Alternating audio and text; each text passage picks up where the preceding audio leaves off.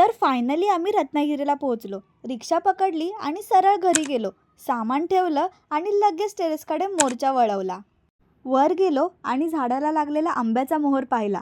एकदम सुंदर. मग बाहेर पडलो रूम बुक करण्यासाठी आणि हे दोघं बघा कसे मला सोडून पुढे पुढे चालतायत. त्यांना बघून आहे ना मला एक गोष्ट आठवली. आपण लहानपणी बोलायचो ना, आम्ही दोघं भाऊ भाऊ. जाऊ द्या, बाकीचं तुम्ही समजून घ्या. मग रूम फिक्स करून आम्ही रेडी झालो आणि आमच्या तोंडावरून तुम्हाला दिसतच असेल की किती भूक लागले. नाश्ता करून झाल्यावर आम्ही गाडीत बसलो. कॅमेरा जेव्हा ऑन असतो ना तेव्हा कोणाचंच लक्ष नसतं. यांचं बघा पाठी काय कल्ला चालू होता. आणि आमची नवीन वहिनी बघा पहिल्यांदा कोकण बघत होती. तर सगळ्यात आधी गेलो कालभैरव मंदिरात, पण तिकडे शूट करायला परमिशन नव्हती म्हणून पाया पडून बाहेर आलो.